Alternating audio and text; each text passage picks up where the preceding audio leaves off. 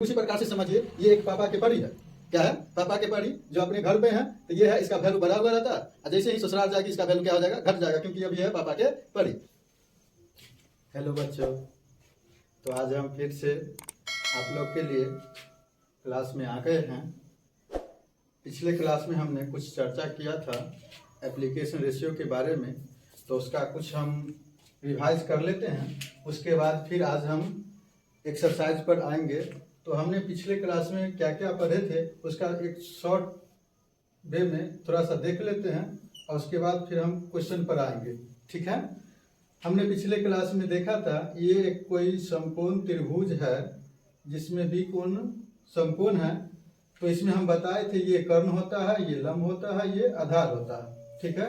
जिसका हम कुछ मान भी बताए थे, जैसे साइन थीटा का, कॉस का, टेन का, इसके रेसिप्रोकल रेशियो का मान भी बताए थे, जैसे कोसेक का, कोसेक थीटा, इसका सेक थीटा, टेन का क्या था?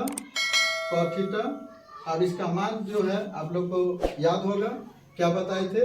यहाँ से जब हम यहाँ आएंगे तो क्या हो जाएगा? साइन थीटा, जिसका मान था पी बाई एच, और इसका ठीक उल्टा क्या था? H by P. ठीक है? इसका कॉस का क्या मान बताए थे? यहाँ से यहाँ, यानी कि आधार बटा कर्ण। तो यहाँ पर इसका क्या हो जाएगा? B by H. ठीक है? ठीक इसका उल्टा क्या बताए थे? H by B. इसका ठीक उल्टा यहाँ पर सॉरी टेन के लिए बताए थे लंब बटा आधार, इसका मान हो जाएगा पी बाई बी। ठीक इसका उल्टा जो है क्या हो जाएगा?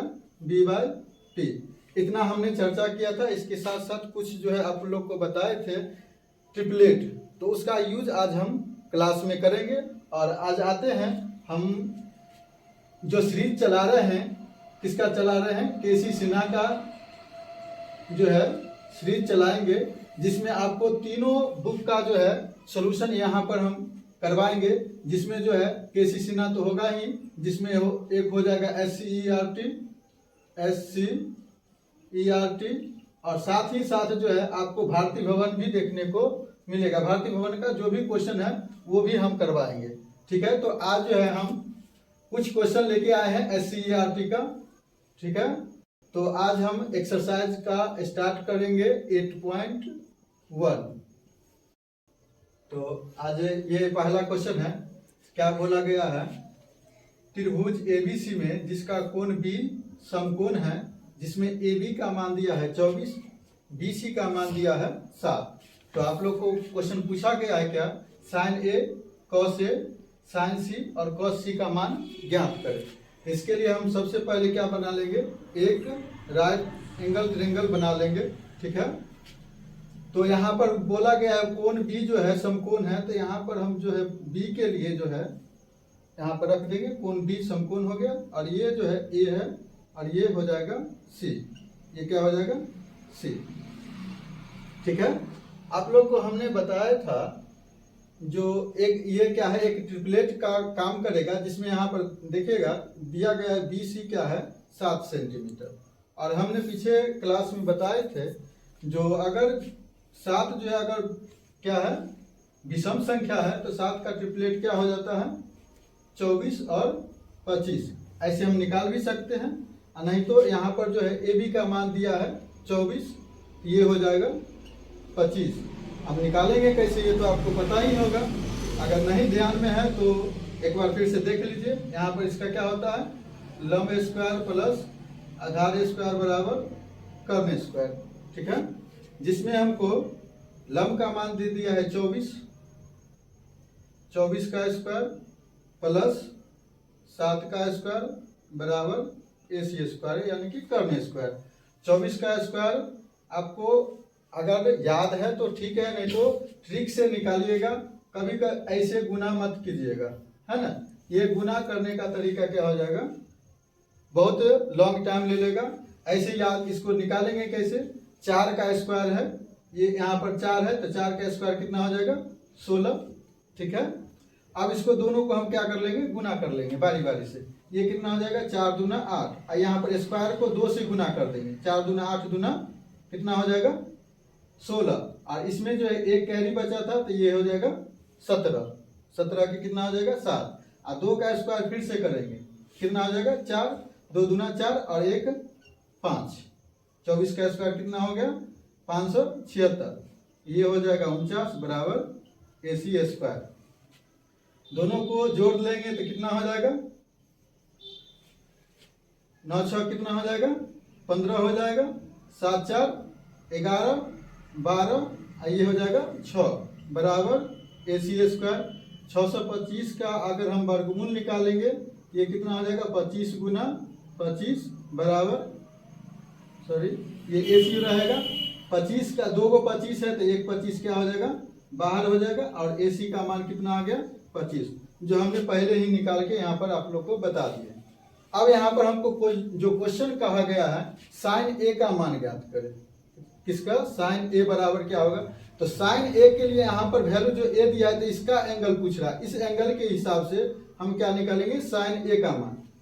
तो हमको पहले से पता है साइन A के लिए हमको क्या चाहिए लंब बटा कर्व। तो हमने पिछले क्लास में आपको बताए थे जो कोण यहाँ पर जो दिया गया है इसके सामने का भुजा हमेशा क्या होता है लंब होता है, ठीक है, और ये कर्व होता है। तो यहाँ पर अभी फिलहाल क्या है BC क्या हो जाएगा इसका लंब हो जाएगा और कर्व क्या हो जाएगा AC हो जाएगा।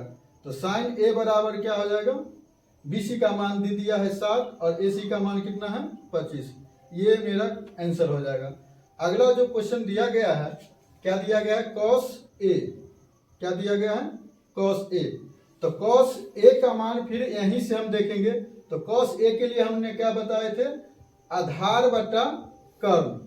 तो ये लंब है तो ये क्या हो जाएगा आधार हो जाएगा। तो आधार के लिए क्या हो जाएगा AB बटा AC, ठीक है।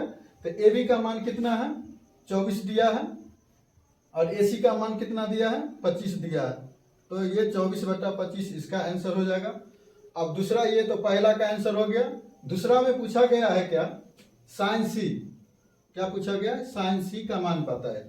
तो अब यहाँ पर हम देखेंगे इस एंगल का बात कर रहा है, ठीक है, किसका इसका बात कर रहा है। तो साइन C का मान क्या हो जाएगा साइन C के लिए फिर हमको वही फॉर्मूला लगाना है लंब बटा कर्व। तो अब यहाँ से अगर हम देखेंगे तो इसके सामने का भुजा जो है ये हो जाएगा लंब और ये हो जाएगा कर्व, ठीक है। तो अब इसका साइन C का मान क्या हो जाएगा AB बटा AC, ठीक है। AB का मान हमको कितना दिया गया है 24 और कर्व का मान दे दिया है 25, ठीक है। अब दूसरा क्वेश्चन जो फिर इसमें पूछा गया है cos C का मान, ठीक है। तो हम यहाँ पर लिख लेते हैं cos C का मान। cos C के लिए हम फिर आएंगे तो आधार बटा कर्व, ठीक है। तो आधार मेरा क्या हो जाएगा BC हो जाएगा और कर्व में क्या हो जाएगा AC हो जाएगा।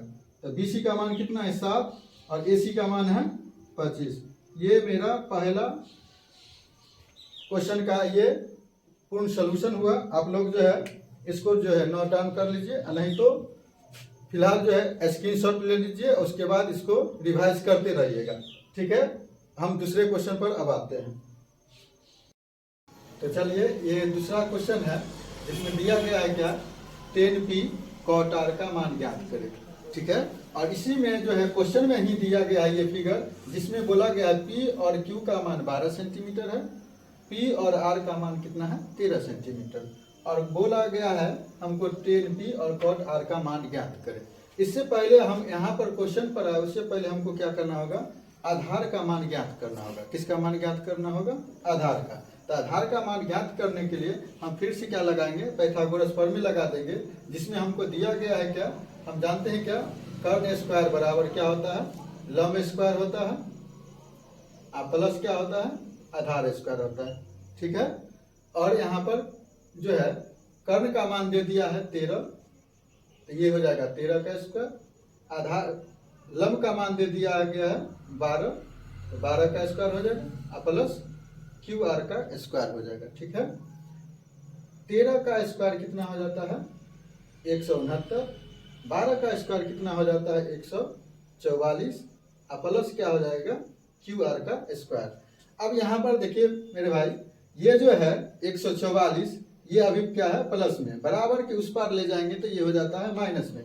ठीक उसी प्रकार से समझिए ये एक पापा के परी है, क्या है पापा के परी जो अपने घर पे हैं तो ये है, इसका वैल्यू बढ़ा हुआ रहता है, और जैसे ही ससुराल जाएगी इसका वैल्यू क्या हो जाएगा, घट जाएगा, क्योंकि अब ये है पापा के परी।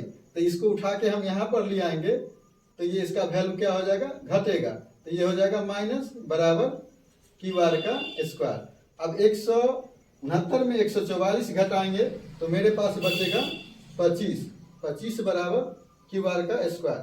अब यहाँ पर ये स्क्वायर है, ठीक है। हमको पूछा गया है बेस, पूछा गया क्या गया है बेस, यहाँ पर स्क्वायर नहीं पूछा गया, तो स्क्वायर को यहाँ पर लाएंगे तो ये फिर इससे रूट चढ़ जाएगा और यहाँ पर हो जाएगा क्यू आर, ठीक है। अब यहाँ पर 25 का अभी हम जस्ट निकाले थे, क्या कितना हो जाएगा 5, तो ये हो गया 5 सेंटीमीटर, क्या हो गया क्यू आर। क्यू आर कहने का अर्थ क्या हो गया, बेस मेरा कितना आ गया 5 सेंटीमीटर। अब हम जो है क्वेश्चन पर आएंगे तो क्वेश्चन हम क्या बोला गया है यहाँ पर, अब हल करेंगे तो 10p का मान निकालेंगे, 10p माइनस cot r, ठीक है। तो 10p यहाँ पर हम देखेंगे तो ये 10p यहाँ पर p का वैल्यू यहाँ पर दिया गया, p क्या है भुजा, और कोण भुजा भी रहेगा और कोण भी रहेगा p यहीं पर, ठीक है। अब 10 के हिसाब से हम लोग जानते हैं पहले से क्या इसका फॉर्मूला होता है, लंब बट्टा आधार, लंब बट्टा आधार। तो यहाँ पर 10 के लिए सामने का अभी हम जस्ट बताए थे, यहाँ पर जो भुजा रहेगा, जो कोण रहेगा, उसी के सामने का भुजा हमेशा क्या होता है, लंब होता है। तो लंब कितना हो जाएगा मेरे पास, क्या हो जाएगा क्यू आर, क्या हो जाएगा क्यू आर, और बेस क्या हो जाएगा पी और क्यू, ठीक है, माइनस। अब यहाँ पर हम जब आएंगे तो बोला गया है कॉट आर, क्या बोला गया है कॉट आर, तो कॉट आर यहाँ पर है कॉट आर, ठीक है। अब इसके हिसाब से अगर हम देखते हैं तो 10 अगर रहता तो मेरे पास क्या आ जाता 12/5, यानी कि पी क्यू बट्टा क्यू आर आ जाता। अब यहाँ पर पूछा गया है उल्टा, इसका कॉट आर पूछा गया, ठीक है। तो कॉट आर के लिए हमको कहाँ से कहाँ जाना होगा, यहाँ से यहाँ आना होगा, ठीक है। तो कॉट आर का मान क्या हो जाएगा, क्यू आर बट्टा में क्या हो जाएगा पी क्यू हो जाएगा, कितना हो जाएगा पी क्यू।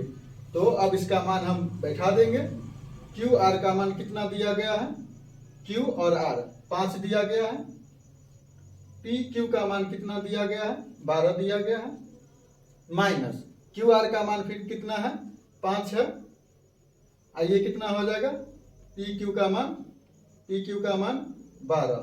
अब ये बराबर कितना हो जाएगा 0, ठीक है, ये कितना हो जाएगा 0, यही क्या हो जाएगा इसका आंसर हो जाएगा।